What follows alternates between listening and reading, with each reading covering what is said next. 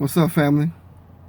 Thought I'll make a short video for you guys to give you some perspective and what not to do and what I would do if I were you. Considering this aftermath, let me just say for the record, don't riot, don't burn shit, don't act a plumb fool, because you know what? In the end result, it's not going to change a damn thing. All it's going to do is they're going to call the troops out, tear gas you, lock some people up, send you back to jail. Some of you guys got a job to go to. Some of you guys got kids to raise. You might get your head bust open. And what's the end result? If something good was going to come out of that, I would say, yeah, go right ahead. It's worth it. But the end result is this. Ain't nothing going to change going about things that way. What you're going to end up doing, if you do it under a Trump presidency, you're going to end up putting martial law down on your community. You're going to end up having them open up curfew for certain areas. That's what you're going to end up doing. So here's what I would do if I were you. I would start, although it's late in the game, preparing myself and my family. I would start stacking up some food, some water, some medical supplies if you need certain supplies you may need for your body. If you're of age, health issues, if you're diabetic, get some extra medication. You got asthma, get your asthma medicine, Primatene Mist, whatever it is. For your kids, any kind of problems they may have. Also go over a rendezvous plan with you and your children. In the event you can't get home, if they get home going from school and you're not there, what's the plan, the next step for your children? Who should they go to a neighbor's house? Should they call an auntie? Should they walk to a friend's house? Things like that. This is what I would be doing if I had kids and had to have this discussion with them. But for yourself, I would cut back on the entertainment. I would put my money aside and start stacking some survival supplies. This is what I would do. But I'm not you. But this is my advice to you if you want some advice. I was at Big Five the other day. Older sister was in there buying her a gun. I was like, wow.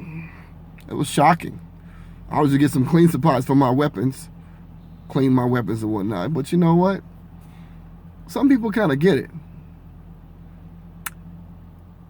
And also, this whole gun buyback program. That's bullshit. Don't you get them guns back. If you're not responsible on how to use your weapons, you got some extra tools, put them up. Get some gun oil, get some cleaner, put it all up together. Until a time comes fit, you have some time to get some proper training on your tools. Now, why am I saying this? I'm saying this because I'm a visionary. I see what's coming next. Next steps for you if you want to know, because you didn't listen to me on this last thing with this Trump being president, and he did totally is going to be president January 20th. So maybe you'll listen this time. But some of you, until it affects your personal home, your personal family members, personal blood gets shed, you won't make no move. You'll go to work, you do what you've been doing until this thing boils over to the point where you're in the street and you got no choice but to be in the street. So my advice is prepare yourself for whatever might happen. Because one thing's for sure, something's bad coming. Something very, very bad brewing. And like I tell my family and my friends, I'm a real visionary. And I got about a 90% accuracy rate on big predictions. And I'm going to tell you, I told about the Trump election, I've been saying for 6 months now, I feel like he's going to win. Gut instinct. America has had all it's going to have from a strong perspective, nationwide, worldwide. President Obama, he had his issues. Yes, I have my issues with President Obama myself. But I have to say, in reality, as far as an American president, he was the best they ever had, as far as I've seen. He's the best out here. Maybe him and Kennedy. Probably the best two that they had. But I'll say for black folks, he didn't do a whole lot for us. People can debate that all you want. But the LGBT community got a lot of stuff going we don't have. Perhaps he couldn't. Perhaps he felt he was afraid. I don't know. But I know one thing. Hillary came with that women in power stuff. She was pushing that. She didn't make it. Because apparently even white women, 45% of white women didn't vote for Hillary. 45% of white women didn't want her in office either. And damn sure the white men didn't want her in office. They wasn't ready for a woman president. So that's that. Now, for the black folks, you got to get serious. That club money you're putting out every weekend, that drinking money you're putting out every weekend, you need to put that money aside and buy some supplies. If you can't afford no real serious preps, you need to get some beans and rice. They say 100 pounds of rice will cook to be, I think they said, 600 pounds of food. Beans, you can get that from Costco. You can buy in bulk. Put some aside that you don't touch, you don't eat. You separate water, get your water filter. Because if something happens in this country to the point where Trump decides he's going to cut off all the black communities because of the riots and uprisings, the black and brown communities, because gentrification has separated us perfectly in that area. So if that is the case, they cut your water off, cut your food supply off to make sure to soften you up a bit in your little protests. You better have enough to hold out. Because not only you got to worry about these rough, racist, white supremacist national groups come out the woodwork, rolling through your neighborhood with AK-47s and AR-15s and rolling through your neighborhood with the mask on, skull and bones and masked up all black with their gear on, like they're going to go ahead and kill everybody in the black community. That won't happen if you got the right tools.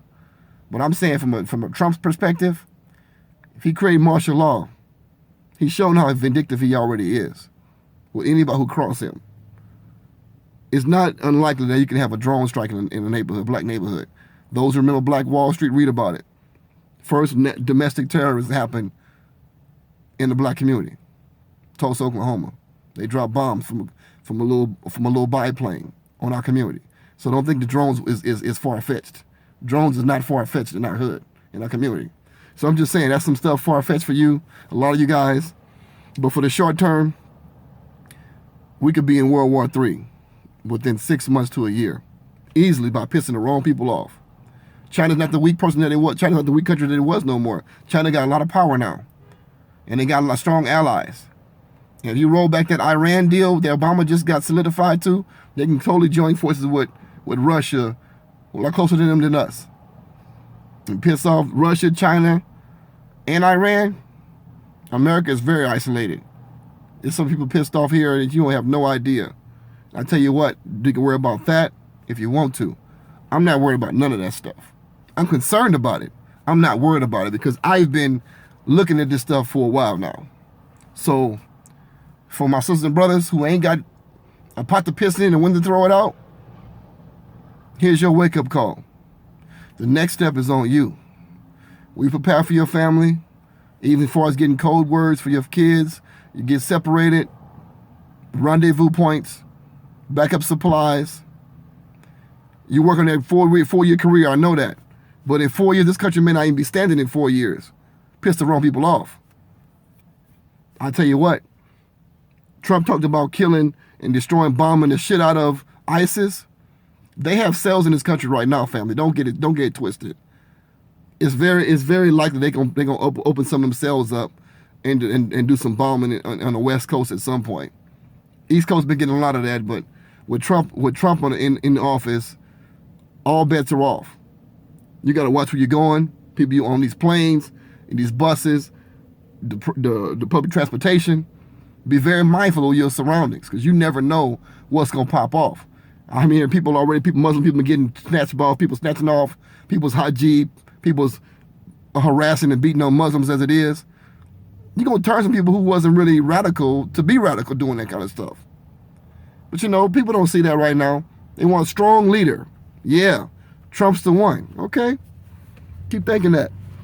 I'm gonna just lay back in the cuts and observe and stack and prepare.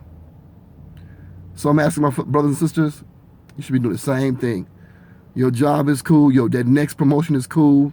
That career you got at your college for your kids is cool. But don't none of that mean anything if you're not here to enjoy it. Because if you ain't got no food in your house, nobody give a damn how college educated you are, how smart you are, and you ain't got no damn food in the house.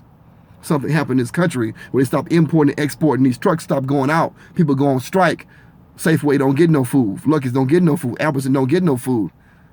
Whatever you're working on in your life don't mean nothing if your family can't eat. And what's going to happen is a lot of people who are very unrefined in the street going to turn on each other. Because a lot of people out here got kids and they can't feed them. They coming to your house, whether you like them to or not. And they coming with force, baby, and they got weapons on the street. See, we might be legal with ours, but you know what? A lot of cats on the street ain't legal with it. They out here dirty, and they gonna do what they need to do. Let me put a scenario in before I go. One scenario.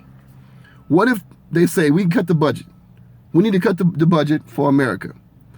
Trump is a billionaire. He's never seen hardship in his life. He's never been poor. He don't have no emotion for what that feels like. Understand that. President Obama did. He lived when he was young in Hawaii, single parent home for a while.